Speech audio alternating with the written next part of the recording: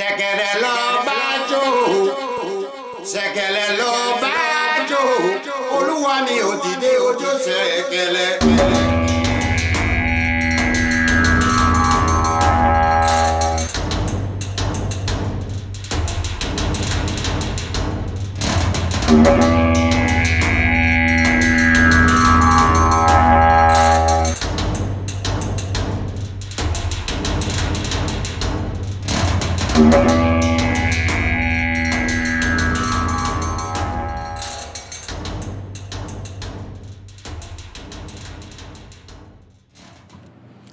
Hello, and welcome to the Ashen Forge. I am Phantom X, joined as always by Diggs and the legendary Neurotoxin.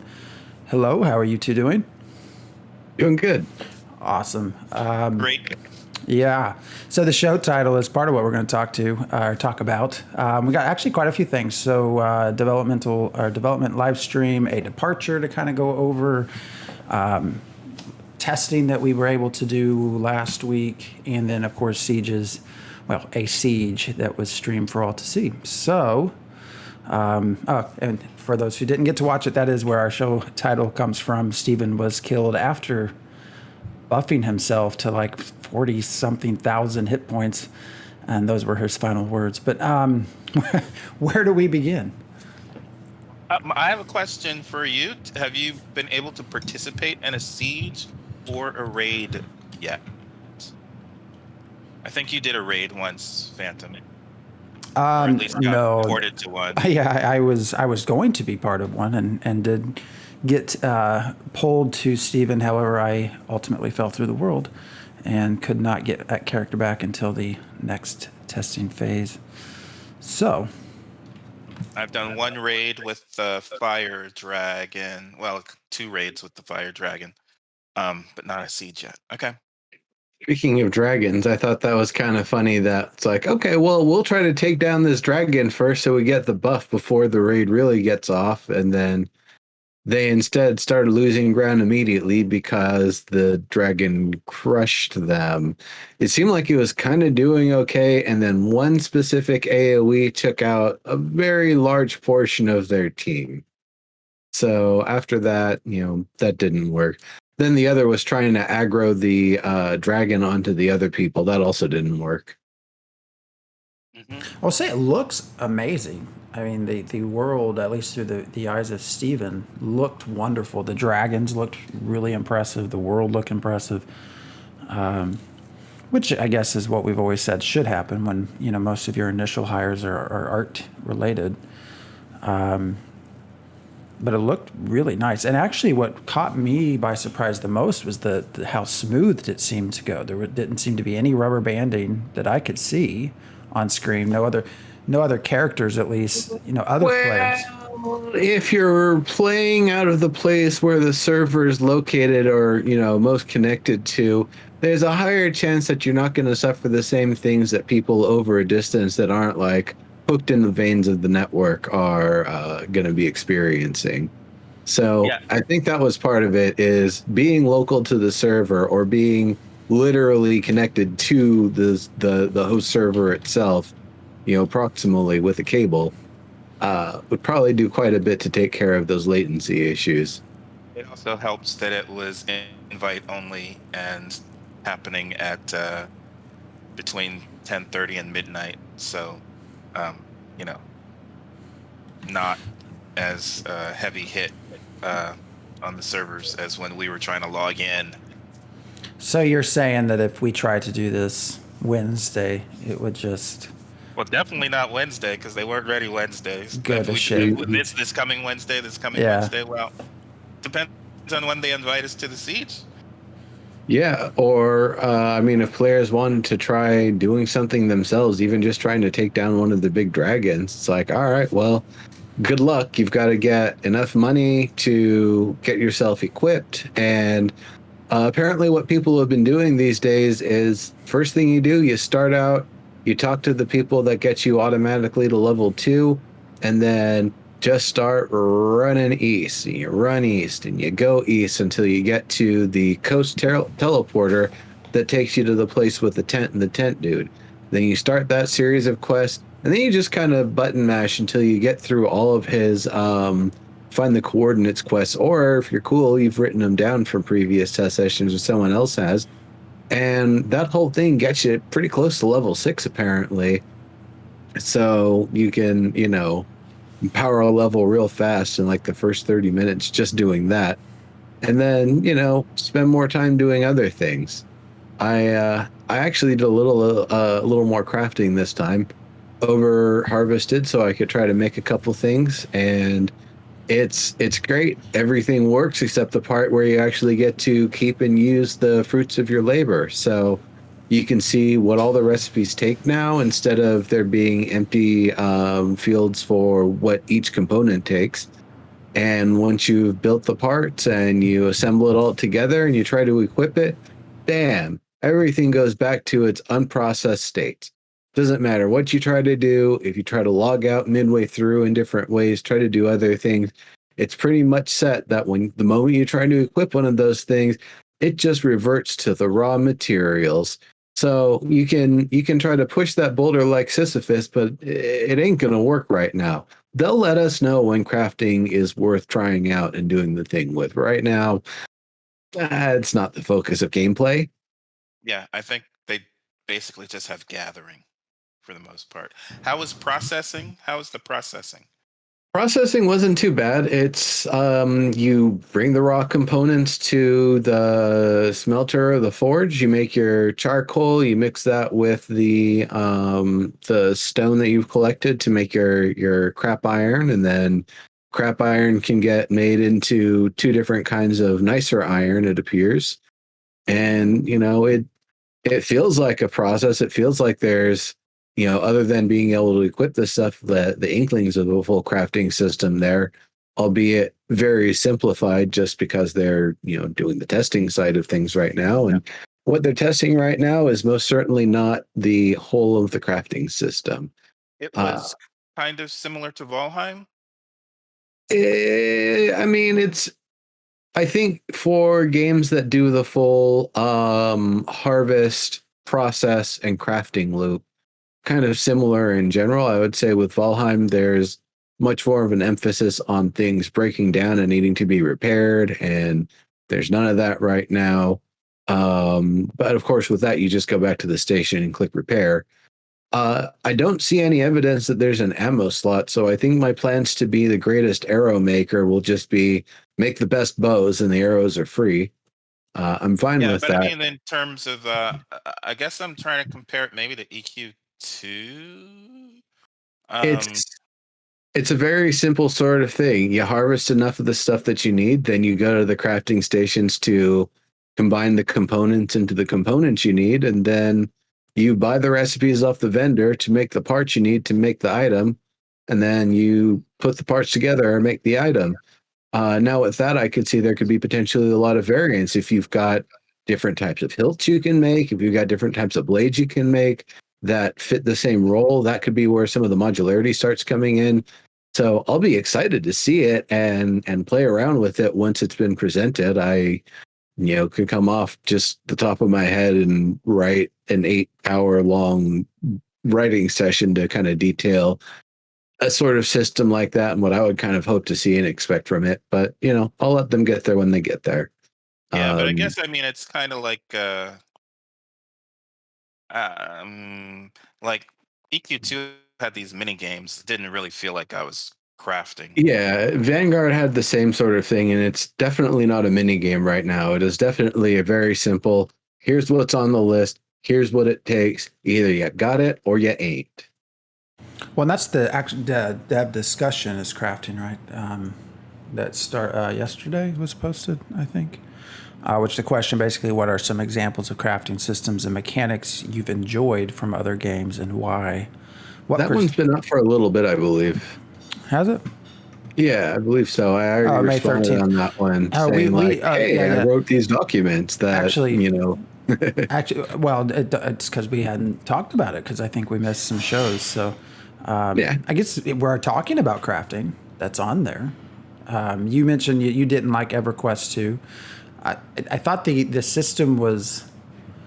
I didn't mind it. It was certainly not. Just didn't feel like I was crafting. I actually like the one in Vanguard quite a bit, which people have told me is very much like EQ2. I didn't really play EQ2 for more than a few minutes, so can't really say there. In fact, one led to the other. It was like, we're sorry, we didn't market Vanguard, and it doesn't really have much of a player base. Here's EQ2 as a concession with all the updates and stuff we've had up to this point. Have fun. And it's like, it just feels like WoW, but more photorealistic. I'm not sure that's what I'm looking for. I mean, you know, the process, I don't know that you're ever going to get a crafting system that feels real. Like, does that make sense? Like, you know, it's really like the Valheim crafting. You know, with like EK2, they're obviously trying to pull off of skills. You know, if you notice something's wrong, you're trying to use a skill to correct it. But, you know, that's just very different. Yeah. When it's not the same, at least in my head, as combat skills and knowing when to use it. It's, you know, it's pretty clear when you use something. Novus and Septio is always the game that I'll talk about with crafting, which was a early access title, I think 2015. It's been a while now, but it was planned to be a multiplayer game, and then it just never. It was a one person making the whole thing. It's procedurally generated, but the crafting system now, again, the actually pushing buttons is the same as anything else, but you know, it had a tiered system of quality. You know, the better quality processing or the better quality harvesting ultimately through a chain of things affected the final product and how good it was, which was nice. But unfortunately, the game never really took off. No. Yep. I think you can still actually get it on Steam as early access. So the games that I enjoyed the most was Star Wars Galaxies, and then the way that was also inspiring Edge of Space and their design. Star Wars Galaxies, they would have seasonal cycling, like I think about every 3 to 6 weeks, the material would manifest. You'd be able to get as much of it as possible, and then it phases out. And some materials were like, okay, ho-hum regular stuff. You're just going to use it to build up your skill. And then some things, if you know all the specificity of the materials and what you're putting it into, are just like absolutely top tier sort of things. And you want to save those for when you're really truly making the most powerful forms of equipment, because you would just get that much better result. And so top tier crafting there was not only maxing out your skill and getting all the augments on your equipment that maxed out your skill, and I think being a Wookiee also gave you some bonuses to crafting. It was also just knowing the material game, the material system, and hoarding and trading and doing the thing to make sure you've got all the right parts and things you need to make all the best sort of stuff. The way Edge of Space did it was kind of similar but different. You would have, I think, 2 or more different sorts of materials that you would mash together in a refiner, and however much you did in that one run would produce a certain form of material with a randomized name that fits a certain category based on the stuff you put in. But sometimes you get something that's good in some ways, and sometimes you get something that's good in other ways. And knowing what the different characteristics of them were was important to being able to, again, make the best quality equipment you could make for the time you were making it. So I think for me, that's one of the things I really like, is the idea of there being difference and variance. And like, it's something that comes up in movies and TV much more than you see in video games, where it's like, oh, you know, the Spanish steel is way better than our crappy English steel, which that's referencing one of the Robin Hood movies. Yeah, that sort of thing comes up where, you know, materials from different areas are just of higher quality, or the processors there before it gets processed and shipped out, it's just of higher quality. The marble from this mountain instead of that mountain has the quality that we're looking for. Could be the appearance, could be the toughness, it could be the workability, the resistance to cracking, whatever. So that's the sort of thing I'd like to see a lot more of, even if they're somewhat static, that iron from, you know, this region versus iron from that region have, you know, the same different properties all year round. the idea that you actually have to travel the world and barter and trade in resources you can lose in combat makes it seem a lot more interesting if you've got to get things from halfway around the world to make the best damn armor you can possibly make. So I'd really like to see something like that. I'm hoping we also have racial recipes that will, and those should come online as you have nodes at different stages with the proper race governing, and you're constructing specific buildings, um, because that way race does matter, and it will create more conflict as we try and ensure that um, different races reach different stages of civilization.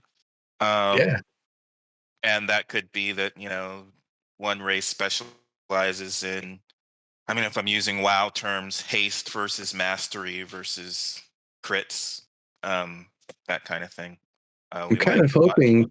Oh, go ahead. Continue. No, Didn't I mean was to just gonna interrupt. say we might want a Vec dagger versus um a Nakua dagger, or a Nakua dagger versus a Vec dagger, something like that. Yeah, and a little Depending on bit how with you're using them, yeah. yeah the story of Jim the Bowyer, who I brought up as an example. Again, this is a few dev streams back. That they might make the best dex-based bows, but their cousin, who you see in a different node later on, makes the best strength-based bows, or vice versa. Right. I really hope to see that sort of thing where it's, items from different cultures have different features and use the attribute profiles of the characters differently. Yeah. So, maybe a rapier that's int based, for example, that like is focused on int and agility could be very interesting for some of the classes, like a bard, for example. That'd be really nice to see too. I And definitely agree with you. the cool thing about that is, especially since any class can use any weapon. I hadn't even thought about that, but um, yeah, that's fascinating. And then how those will play with gear and augments, other gear and augments. I don't know if we talked about weapon abilities yet. I heard about them at PAX West 2017 from Jeffrey, and the way they will be implemented is different. But we do see in the Alpha 1 preview, we do see a section, a skill tree for weapon abilities that's disabled at the moment. And we also have a skill tree for passive abilities that's disabled at the moment. And only class, archetype, adventure skill tree is open. But yeah, how weapon abilities will fit in with all of that could be very interesting too. Yeah, I mean, I guess the last thing I would just agree with crafting. We can kind of move on. Just that, I really just don't think you're going to have any sort of improvement on the pushing of a button to craft. So you have to look other ways of making it interesting. And quality certainly, I think, is the logical next step. Not every blacksmith should be created equal. Not everyone should have access to the same recipes. And that also puts a bigger emphasis on harvesters and processing people as well, making sure you know the best of the best so that you can then also produce the best of the best. I think that is the logical step towards improving crafting as a whole. So back to sieges. So did you guys get to watch the entire part of that? I mean, Yeah. how do you think it looks as far as the process of the siege? I mean, is there anything surprising? Does it seem boring? It looks pretty fun, actually. I kind of think the way the trebuchets move around looked a little, I guess, out of the box vehicle template with a flingy cannon on it. Essentially, it moved maybe a little too fast and too smooth for what I would be expecting. That I would imagine with that sort of speed, it becomes a lot harder to flank them and a lot harder to track them down. It seems like even when you're up on it, it was hard to do anything. For as easy as it moves, I would also imagine you could just go ramming speed and start trying to crush people, which makes me wonder, can I not make a trebuchet and just make a spike wheeled grinder machine that I can just ram people with? Because that's maybe a little more my speed sometimes. Diggs, you any thoughts? So, one of the things that I like about the focus of PvP conflict and combat in Ashes of Creation is that it's primarily objective based. Um, I'm not competitive, and I'm not really into um, killing other players because that's not what we did in tabletop RPGs. And again, as Nero knows, I try to avoid combat as much as possible, even in the tabletop games. Um, but uh, um, but I do like the idea of defending towns and defending cities. I can get into that in MMORPGs for about an hour, um, and I don't really care too much about killing the people. So when I do participate in PvP combat in games like Neverwinter Online, I'm really trying to get to the objectives and either acquire the objectives or destroy the objectives. So I did like seeing this time in the siege footage that they just posted to YouTube recently and showed in Friday's dev live stream, is attacking those trebuchets and things. You can run out and destroy them. So for me, I have people.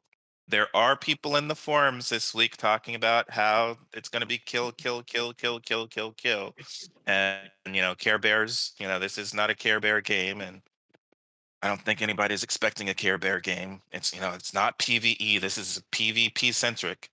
Um, but here we can focus on destroying shit versus killing people. And typically, like when I play capture the flag stuff, PvP in Neverwinter Online or other MMORPGs, I focus on capturing the flag. People can kill me as much as they want to. I don't care about that. Kill me. I'm going to spend as much time possible as I can capturing the flag.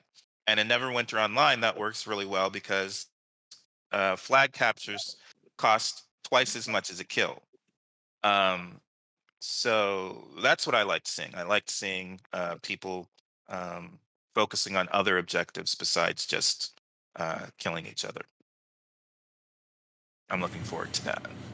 Yeah. I think for Care Bears, it's not the risk of being jumped and just attacked all the time gets lower and lower the more people that you're going out and playing with. And even if it's 5 Care Bears, it's going to take at least a group of 3 higher level people or fairly bold people to make the decision, you know what, we're going to gank all of them and take their stuff. Because you don't actually know how good those people are in combat and what their specificity is. It could very well be that you attack them and they use a series of slows and stun locks and CCs and things that you just can't attack them. They just get the hell out of there and you're left vulnerable for whomever else may have seen the action decide to join in. Also, you don't see points of health, so you don't know for sure whether or not you don't necessarily know for sure whether or not they're higher level or lower level or I think the tiers of equipment are supposed to kind of indicate that, though. Like we've seen every 10 levels increases the quality. So the more badass someone looks, plus or minus skins and aesthetics. Yeah. The whole idea of Care Bear. I mean, for this, I mean, what's a siege? It's supposed to be PvP. I mean, right? Yeah, this is where you go to kill everything. I'm just saying in general. In general, when we talk. No, I mean, you're going to capture things, so it's not necessarily to go destroy things. You're really trying to capture that relic so that you can. Well, yeah, but through that, that requires some force of strength of being able to kill the opposing team. So, Yeah, it makes sense here, but I just when I hear that, oh, Care Bears and we should be allowed to PK and things. I just I understand, and we all for people who I guess haven't we've been doing the show long enough. I don't know that I've ever mentioned it again. I'm not a PvP player. I've always been a PvEer. I mean, I've joined some things with battlegrounds with World of Warcraft or stuff like that, but or something similar in other games, but by my goal within Ashes is to craft. Basically, I don't even know that I'm going to go out and do things in the world with PVE. Unless those PvPers are going to kill you. Well, what I was getting to is going to kill you and take your stuff. That being said, when we were presented with the core tenets for the pillars for Ashes of Creation, it was clear that you have to have PvP. I mean, that's the only way that they were going to accomplish what they set out to accomplish, which is a world that feels like it's evolving and constantly changing through player-driven change. That's really the only way you can do that. Sure, I guess other games have tried player-created content. That usually goes to shit, just because there aren't enough people to create enough cool stuff. So you have to look at it a different way. So I've accepted that. I completely accept that this is the major shifts within this game will come from a PvP perspective, and I accept that I might have to participate at times. But this idea that anyone who doesn't want to is sort of a care bear and that they're not going to be welcome in Ashes of Creation, I think a lot of people don't understand. They won't be welcome. You're going to get killed. Yeah, but even then, I don't think that. I think that PvPers tend to really underestimate just how much the PvE population is going to be needed within this game. Sieges is completely, that's the whole point. Caravans, I mean, all of that that you're supposed to PvP. That just makes sense. But it's what spills out into the other parts is what I'm interested to see how the game evolves and grows. Because this was even in actually when they were showing. No, this was actually during our testing or on Thursday or shortly after in Discord. I hate Discord, but I've been trying to pay attention more. Someone flashed a picture of some player that was red that kept camping them, and then there was this argument that ensued. Well, you attacked me first, and but clearly the picture only had one of them colored red. So it's just even in alpha we have these interactions. After you've been warned, you're going to potentially get banned from alpha because we're not here to test speak. But then the conversation just goes on and on about how they want to be able to kill whoever, whenever, and But I feel like there's this gross I don't want to say underappreciation, but you're going to. I actually would assume that most of the larger percentage of the population that plays Ashes will be probably PvE players, but. Phantom, this is how we know that you're going to get ganked and people will kill you. Well, because even in the alpha, Steven had to warn people not to kill other people. So corruption clearly is not going to work because it's not working in the alpha. So it's not going to work at launch.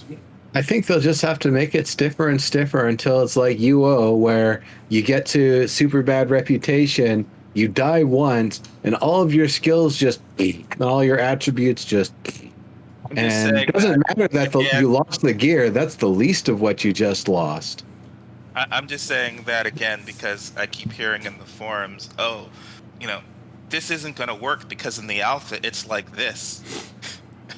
Yeah, the corruption that we currently have in alpha is like what 5%, 10%. Well, it's probably they haven't alpha. Right? It's just is it even a resemblance of what they actually want? That's what I'm saying. It's like it's recognizably there, but it's not anything like what it's gonna be like in the alpha. I think they need to spend more time reconciling what it means to be playing around others and using attacks that you're trying to help them, but you're hurting them because. You might not have partied up, but it's like, oh damn, that fighter's fighting 3 things on their own. Well, I'll get a little piece of the action here, and I'll throw some AOE's down to help him, and then you kill him. It's like, what? I wasn't even trying to do that. You still have to force AOE. I had some trouble with that in the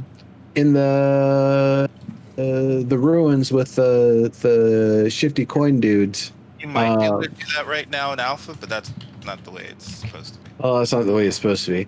One other thing on Care Bears, while we're still kind of not too far off from talking about the sieges, I actually think there is a sort of place for the Care Bears, and that's doing more like sapping and setting up and repairing your war machines. That you might not want to be on the front lines, but there's always a triage booth in the back. There's always the taking that circuitous route all the way to the back door, or some wall that's left unprotected with a couple other people. You set up bombs, you wait out the 1 minute timer because nobody knows that there's anything going on there, and all of a sudden, bam, you just blew the back door open. You tell everyone, hey, we've got a new way to get in now.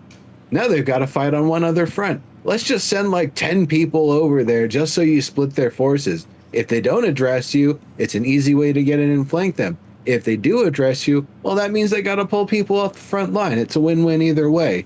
So I see a lot of that being the contributions for Care Bears in a siege environment, or for people who are not as inclined for PvP. As it is, it's a game where if your place is being attacked and you're not doing anything to help, you're just increasing the risk that you're going to lose your stuff that's stashed there. So at that point, really, nobody gets to be a Care Bear unless you're just like, I only have like 5 stacks of unprocessed iron there. I don't care. But I don't really think that's the attitude they're looking for from people. I think it's more like, oh, crap, we're being attacked at this certain time on this certain day. I'd better show up to help in some way. Yep, that's the incentive. But that's why I think also it's just a great idea to have us building, I keep saying building, having us constructing our own towns and cities, because then we're more inclined to protect them than we would be if they were just already there when we got there, and they're always going to be there. They can't be destroyed. They're just going to, we're Right. just kind of role playing the defense. And meaningful conflict. And I think we say, or they say, meaningful conflict. That doesn't always mean combat, I don't think. But I mean, you're okay with basic control points. I mean, that doesn't seem the pessimist in me. I mean, nothing seems. It looks great and it looked fun, but it's the same old sort of PvP type system. There's nothing that it seems necessarily innovative. Crowfall's been doing that for a while now. I mean, basically any MMO. New World with their, they're going to have their, I guess I don't think they call them siege engines, but Crowfall is the epitome of go solo, get ganked. Which is, I assume, a big part of what this will be as well, based off of what we've seen.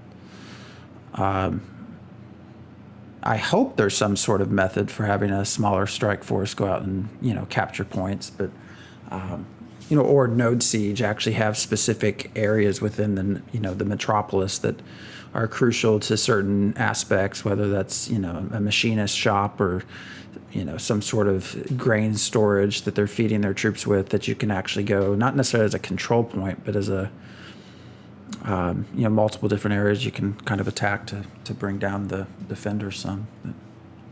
Yeah, but again, we don't have rogues, we don't have rangers. I think there's plenty that you can do with stealth and snares and roots and stuff that will allow you mobility to get to those places and do what you need to do without having to really focus on killing people. Even lobbing smoke bombs and having the particulate act as cover, like that would even be a way to, non-violent pacifist. Aha, smoke bomb, smoke bomb, smoke bomb. Yeah. Yeah, so what was channeling? There was a one of the things I love so far about Alpha is these I don't know how global they are, but I'm going to call them global. The global warnings that come up that say, voting is about to happen, or that shout out when a node pops to the next stage. I kind of really like that stuff popping up. Attackers are channeling control point 5 or whatever. What were they doing to channel? I didn't really get to see I what think the channeling meant. channeling just meant trying to claim it without being knocked off or interrupted. I'm not Okay. 100% sure, but that's kind of the impression I got. Is it like they're standing on a specific point? It might be standing on, or it might be that somebody's actually doing an active task of channeling, of like locking down the point and keeping a hold of it. Yeah, I just That I didn't that said, understand. I'm not 100% sure what all of the points necessarily mean. If the ultimate goal is get the crown and you win, um, are the different points supposed to be respawn points that you hold this spot and you can respawn here? Does it affect the supply lines in some way? That's the part I'm maybe a little bit hazy on still. Some of that, and also some of it will give you buffs. Okay. So, mhm. I think of Planet Side 1, where each different type of base that you had that was interconnected in the Lattice network would give you different sorts of bonuses. Like the tech plant was required for your tanks and your heavy bomber planes. The dropship center was the only place you could get the dropship, the dropship and the vehicle dropship thing. The amp station gave an overshield to everybody who's in the radius of that base or other bases. So I'm wondering if there's a little bit of that that's going to be going on, where you get certain advantages and buffs. Like maybe you have to have a certain point to be able to build ballistas or build trebuchets. I don't even know about the attacking forces with the ballistas, because those seem like they were mounted on the walls. So I'm trying to figure out like how do you achieve that on the other side, or do you not get to, and you get to use more of the trebuchets as a result? Right. Seems like ballistas on the for the defenders and trebuchets for the attackers, um but yeah, and so this was of a castle, I believe. And one of the cool things that we learned in the dev live stream is that each castle has its own specific crown. Um, so I'm wondering about the lore associated with each castle as well. Now, I believe that when we start the game, the castles will be uh, owned by the ancients, and we got to kick the ancients out. Um, but I'm wondering how different the ancients are. Like there are different groups of ancients that have different motivations, and then how might that be reflected in uh, what we can do with the castles and things like that. What if they're all Tilnar owned? No, it won't be No, Tom. because No. they didn't So come through the portal from yeah, Sanctus back to Vera. They were yeah, the but ones they're that were left under. behind. Yeah, but they're in the underground. They weren't above ground in the castles, and that would have left them open to corruption. So, um, All right. it's the ancients that we have to kick out. Well, that'll be a good question, and I wonder how that is going to play out. You're right; that could be very interesting. Could be a lot of fun with that, and of course, that also opens the door. If corruption overtakes an area and hasn't been fought back, will the ancients host their own raid against the castle to try to take it back from the players? When will they do that? What Yeah, conditions will that happen? true. Yeah, when, not will they. I think it Yeah. is definitely a when. Probably when it's fully corrupted, when 90% of the Well, castle's region or something, or I'm hoping that it has to do with node stages and which buildings get constructed. I'm hoping that those kinds of things will actually drive a variety of important NPCs. So, it might bring us some iconic characters.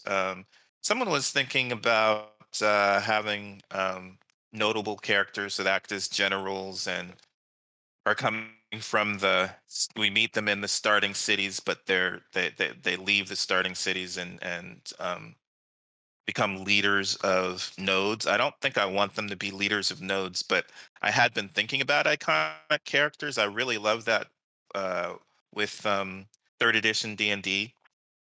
And I was hoping we would see more of that with EQ and EQ2. We did see quite a bit of that in a weird way that I didn't like with World of Warcraft. Um, and I would like a larger variety and not everybody. Well, they don't have to be leaders. They just need to be iconic.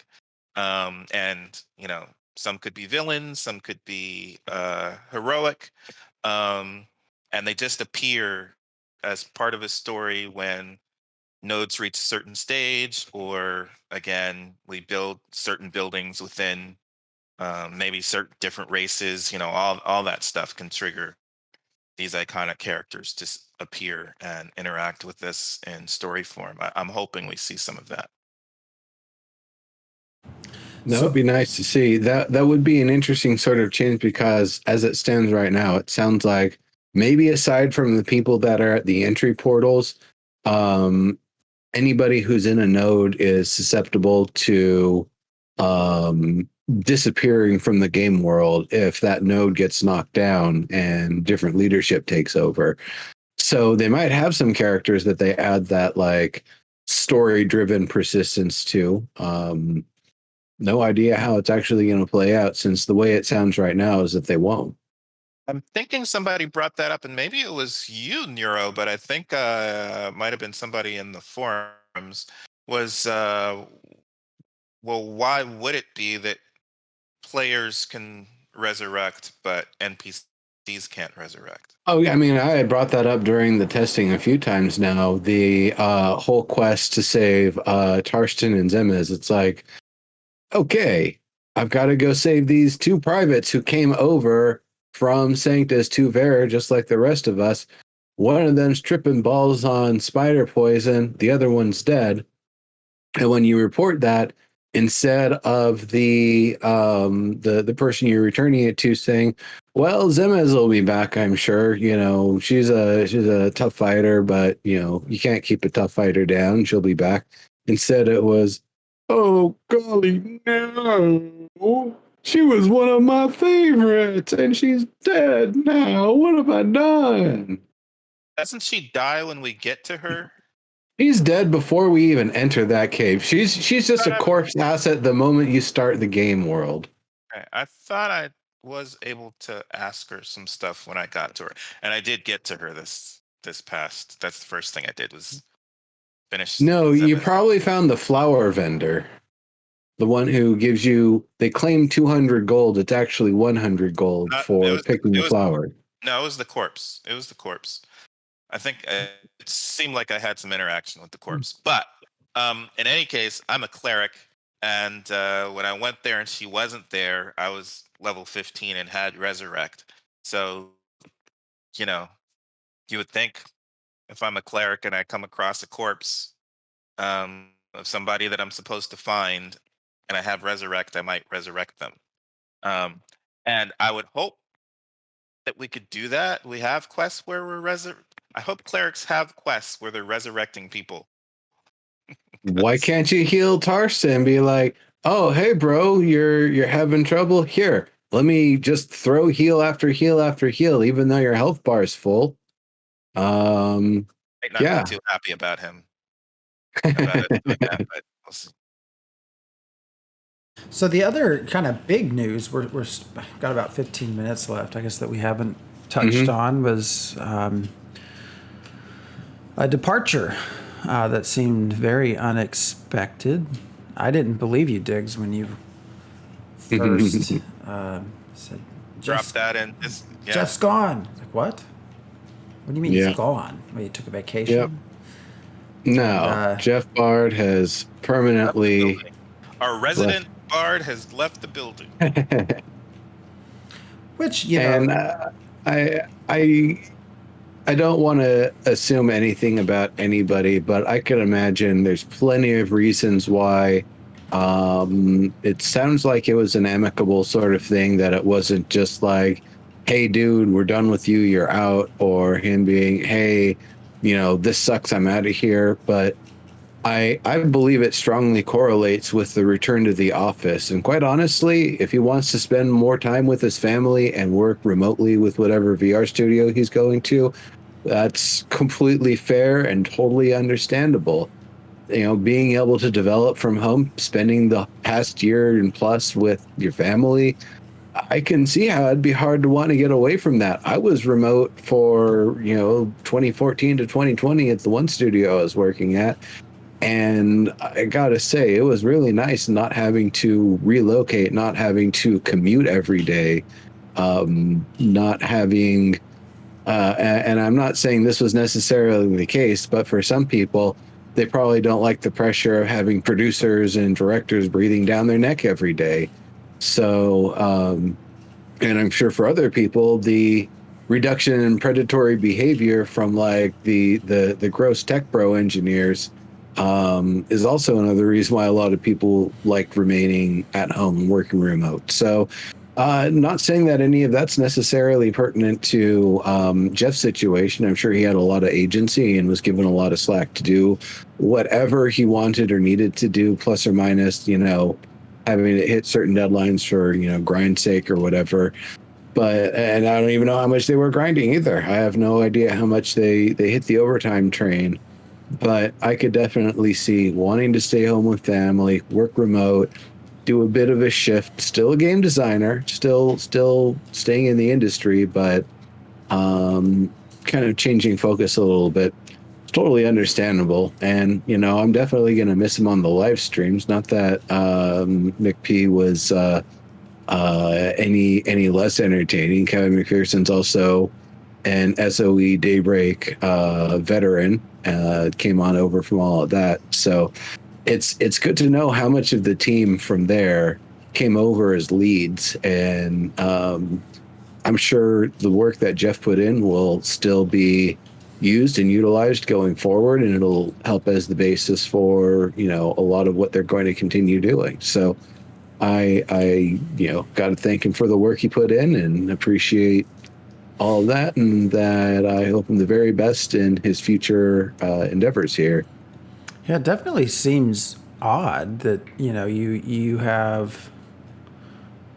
I don't know if I'd call it a once in a lifetime chance, but this is definitely the most anticipated current, anyways, upcoming MMORPG that's promising to sort of change the world. So it seems abrupt and sort of odd to go to a VR.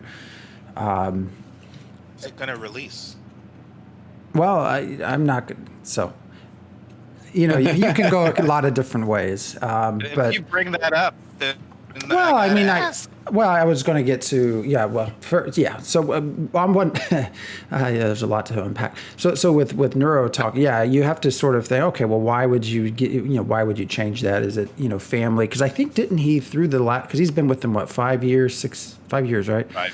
And now during that time, did he get married and have a child, or was he already married and had a child? I think the kid is pretty young. Like I knew he had a child, but he. No, I don't think the kid is 5. That's what I'm saying. Yeah. So, I mean, it makes sense. I think the kid is younger than 5. Yeah, that you would look at that and say, okay, maybe, or even just all of the stress going on with it currently. Is it just time to say, I need to move to something a little less stressful? Or in chat, there was a mention that maybe he got some sort of once in a lifetime opportunity. I guess that's possible too.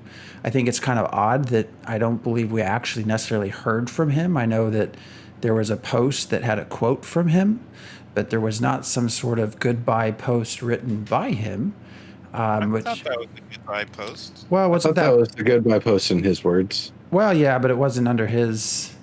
Usually, when within games, when a well-loved and respected member of that team leaves, there's some sort of post that they themselves create, and that just seemed a little different. But I guess it's just ultimately, I wish him the best of luck too, but ultimately it's just also perception, right? So we're obviously never going to know what it was, if he truly just wanted to move on to something different, if there was, as in chat mentioned, there was something maybe else that going on with Steven in the studio that they wanted to change the direction.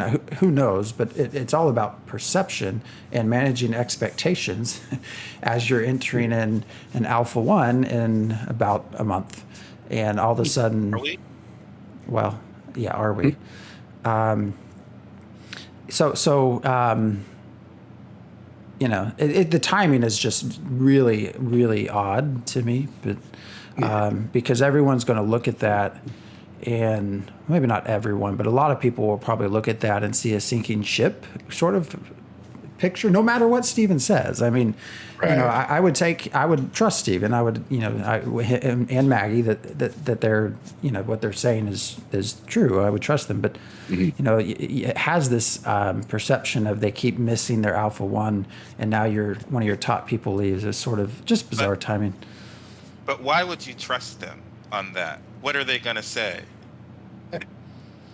You know, that's a good question. I know Maggie's been working at the same place as him pretty much, you know, for the majority of the past 8 years. So she probably knows him a lot better than a whole lot of the team, other than, you know, other people from SOE Daybreak. But yeah, I mean, there's definitely a certain politics that has to go into an exit post like that. You're right. Yeah, and I'm not saying anything nefarious happened. I'm just saying that if it did, they wouldn't tell us. They'd spin it as positive as they could make it. But you know, and that was one of the times I was in Discord, and it's just amazing how much people don't necessarily understand about the backing of the game and sort of what drives it, because this was in the context of them talking about him leaving, and there was this sort of debate about the fund, you know, whether their investors were going to poll and whether the game was going to close. I'm thinking, do you not know what Steven's role is in all this? That he's funding this? I mean, you know, it was just like long debate. I really never get into Discord discussions. I almost wanted to, because I'm like, you guys don't understand what, I mean, how are you debating their backers and investors? It's like, this is Steven. So that just goes to my point of you know, how many people look at that and they just completely take that in, you know, a negative tone. Clearly, things are still moving forward. We had a very good dev stream. So, anyways, just a lot to unpack. Hate to see him go, and you know, wish him the best. So. There's a good chance that he stuck around long enough to kind of vet the next person that's going to be taking the role. So it's, you know, somebody he would have confidence in doing that too. I don't know if that's 100% the case, but they've had a lot of senior level roles on the design side up on the career page for a little bit. So it might not be there now if it's been filled, obviously, but I feel like I saw something about, you know, some of the other senior kind of design related stuff. They filled that because I thought what it said was that Steven and Maggie are going to take up the slack until they fill the position. Mm-hmm. You might be right. Yeah, that's what they said. That's true. Well, I'm sure they'll find somebody. Yeah. I guess the other thing I was kind of thinking about with the whole going from remote back to commuting, we have no idea how close or how far he lives from the studio. I think about where SOE Daybreak was, you know, located for most of its time. It's Mira Mesa, which is, you know, about a 15-minute drive on a good day, but 15 minutes away from the old SOE studio that we got to visit a few times. You know, 15 minutes north could definitely be a much more hellish drive with traffic and all of that sort of stuff. So for all I know, it's also sort of like a range thing and just not wanting to drive for 30 minutes plus, you know, getting there and 30 minutes plus getting back, on top of all of the potential extra time, you know, maybe having to get there early and stay late and that sort of stuff. And all that takes time away from being able to spend time with the family. So, especially when you still kind of COVID, and you know, the child might be under 5, but it's probably going to be pushing, you know. I mean, I would completely school understand and all that. Yeah, I mean, I've always said, even with my own, you know, job, that if it ever, you know, if it ever actually came between me and my family, like, nah, done. Yeah. And I'm sure, like what I do, with what he does, that you can find clearly new positions in other places fairly easily, especially someone that's senior in that role. So. We're almost out of time. There were one other thing I wanted to kind of talk about from the stream, and that was the idea of their content creator program, and that apparently they've had such an overwhelming amount of submissions, they're going to create what they called a secondary content creator program, and it's essentially a boot camp to train creators. I'm curious your thoughts on this, whether this is a useful thing, whether this is people are going to look at it and can be completely pissed that you think I need training? What do you mean? I think they're going to put us in the boot camp. So yeah, it's a good thing. No, I kind of think of it like Twitch and how there was just a partnership program initially, but then they split it to partner and affiliate. And each one had certain steps and benchmarks you needed to meet in order to be able to get accepted for it. Getting accepted as an affiliate is pretty dang easy these days. Getting accepted as a partner requires significantly more work, and is meant to be indicative that you've got the audience and you're worth their money to treat you as a partner. Once you're partnered, you're never going to lose your partnership unless you violate the terms real bad a lot of times.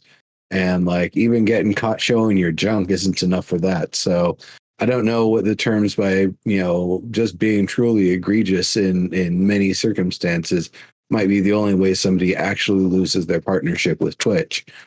But, along the same lines, I think there might be something where they want to set certain benchmarks. And we were talking a little bit about this before the show, the idea that they're only targeting big streamers would definitely have its faults. And I don't think that's what Maggie's going for, because what happens with the big streamers, they flavor of the month a game for like 3 months, and then they're out. And then maybe they'll come for the next update. Maybe they won't. So you get a little bit of buy-in and a bit of a boost, and then all of that completely goes away and there's a void left over. And it's like, well, great. We made this person, a content creator partner with us, and now they're gone. Like, what's that say about other people that have been active this entire time that, rightly deserve to be the ones that were getting that love and getting that, support from us? So I definitely see something like that. There might also be other things like, Landmark that had the shiny butt suits and other goodies that the partners would be able to give away. So it could be something where they want people who are of the higher content creator tier to be able to distribute special items to their fans and people who watch their shows, and people who are of the lower tiers, you definitely get the item. You might get like a 5-pack of them to give out or something, just enough to keep people engaged.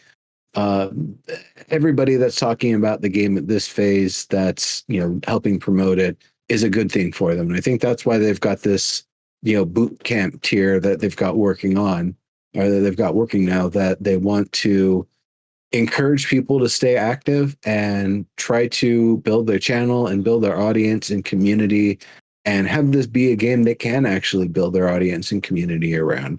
It's still a little bit of an early phase. We're obviously still not even streaming it yet. But as that starts and as that continues, and people who've been doing talk shows and informational shows and such, I would imagine we'll really see a little bit more of how this system works out and how it's going to shine. And definitely hoping to see all the details on that in the next month or so. I am very curious to see where we get put. I mean, I would hope, we've had Steven on twice now. I would hope that but I really am, because I think they have a lot of eyes on them, and a lot of, very popular streamer eyes on them.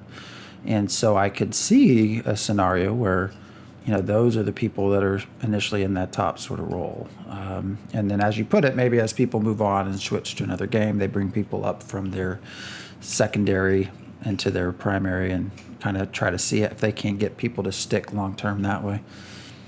Yeah, but I think because it's not just how many people that you have. Um, and I think what I read is that the giveaways that we get will be proportionate to the people who are, you know, in our streams. But as you have stuff to give out, more people will come. As we're able to stream, we'll have more content to show. We'll have more things to talk about.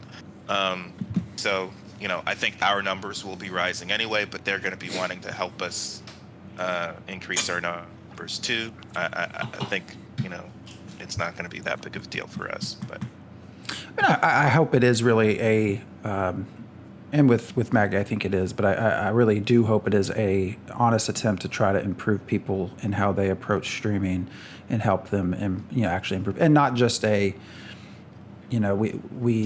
don't want to lose people, but we also want to focus more on the top end streamers. So we're just going to have you sit out over here.